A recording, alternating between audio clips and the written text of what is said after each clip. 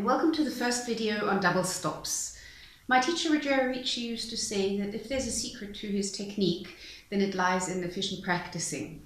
As far as efficient practicing goes, double stops are probably unbeatable because you're training so many things at once. That's why the basis of his method are double stops. Double stops will train your hand, they will strengthen your hand, and they will improve your hand position. You'll get a very stable hand position. They train your ear and improve your intonation. They train your correction speed and speed up your correction speed. Those are small micro adjustments made by your finger. And what most people don't realize, they actually also train your bow technique. I'll go into this a little bit because it's interesting. If you're playing on just one string, say the A string, you have quite a bit of leeway in this and in this direction before you hit another string. If you're playing on two strings, say the D and A string, you have no leeway because you will leave one of the two strings. So your hand is forced to be more exact. And this is happening without you actually even actively practicing. It's just your ear will regulate that. Plus, the other thing I found that people who practice a lot of double stops, they develop a big sound because they're constantly playing two notes at once. Now, we will start with octaves played in the first position using the open G string and the third finger on the G on the D string. Octaves are a good place to start because they are easiest to hear, and if you do them in the first position with third finger and open string, they are not too uncomfortable. But you'll have plenty to practice, don't worry about that. We will start quite simply with the open G string and open D string. Play that a couple of times to get used to the feeling of playing on two strings. Play that, and then put your G down, the third finger onto the G. And the point is not to hit it perfectly, but the point is to correct as soon as possible. So note my correction speed, note the small micro adjustments that I make when I don't hit it perfectly. That's what it's about. That is what you're training. Of course, you can be really happy if you hit it perfectly. I always am. But usually one doesn't hit it perfectly and you have to adjust it very quickly. And that's what you're practicing. So start off in a slow, comfortable speed. Play the open G and open D string twice with the whole bow, and then play the octave open G string and third finger G on the D string.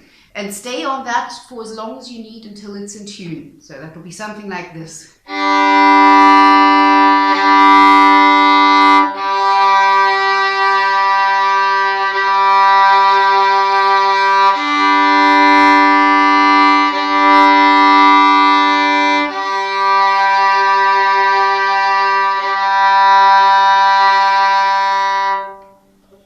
If you play with vibrato, put vibrato on the note to loosen your hand.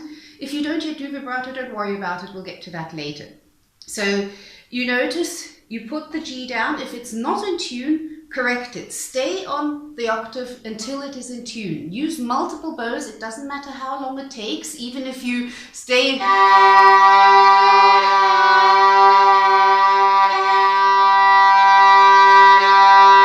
it really doesn't matter. It's the correcting that you're practicing. You're practicing hearing. It's very, very useful. You need a lot of patience for double stops. So practice that until you feel comfortable with it. And then you do the same thing one string higher. Use the open D string and the third finger D in the first position on the A string. Same thing. Start just playing the open string.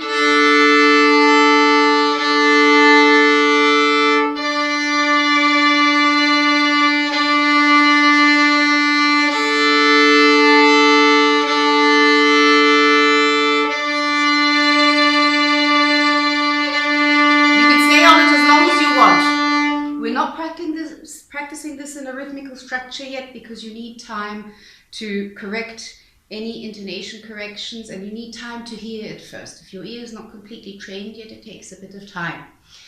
When you go on a higher string, remember to adjust the elbow to the left a little bit. So when we go on the next higher strings, that would be the A and E string, you play the open A string and then the octave with the third finger A on the E string, adjust your elbow, go a little bit to the left with your elbow.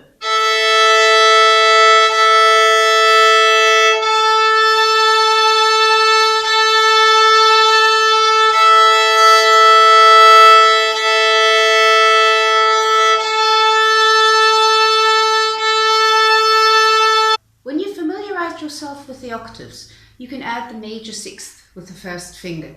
You start the same way. Start with the two open strings, G and D. Then you play the octave with the third finger, G. And now you go to your first finger, E, as a major sixth. And back to the octave.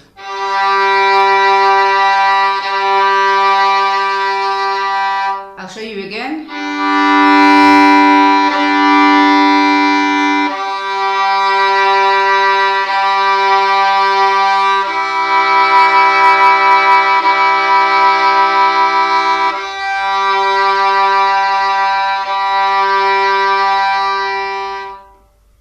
Here again, spend as much time as you need on the octave and the sixth and stay on it until it is in tune.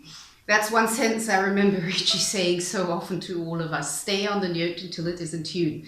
You're training your ear.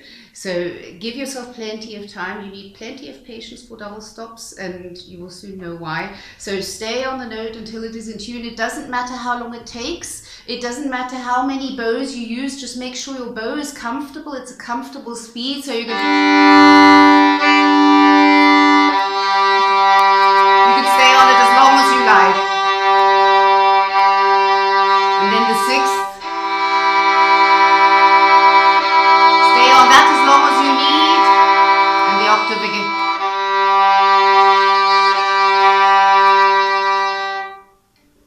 So when you've done that, then you move up one string. Remember again to adjust your elbow slightly to the left. And you do the same thing on the D and the A string. That is open D string, open A string. Then the octave with the third finger D on the A string. Major sixth with the first finger on the A string. And the octave again.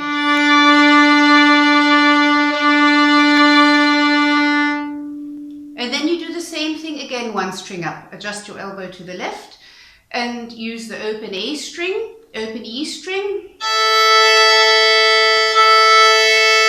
Octave with the third finger A on the E string. Major sixth with the first finger on the F sharp on the E string. And then the octave again.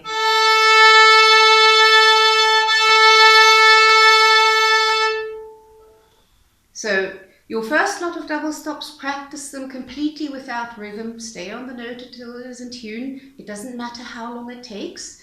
And when you feel a bit familiar with that and feel that you do not need all that many bows for it anymore, then your goal will be to play this melody using just one bow.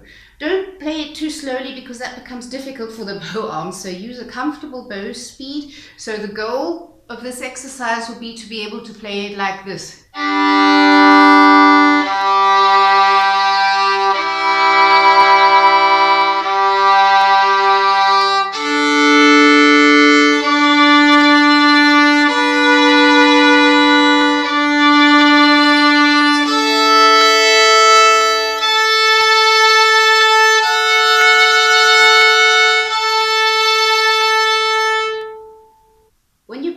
Double stops, be very patient because you are training your ear. It's no good to go on before the note is in tune because that way you will be teaching your ear something which is incorrect. So stay on the note until it is in tune. Have patience. Double stops will save you more time than they will cost you in the end, but you just have to practice it diligently. Also remember to practice everything with a good sound. It's useless if it doesn't sound good. So use multiple bows, make sure it sounds good, make sure you like the sound that you are hearing. And next week we will go on using the second and the fourth finger. That's a bit more difficult, so make sure you've mastered this well before you move on to the next video. Thanks for watching.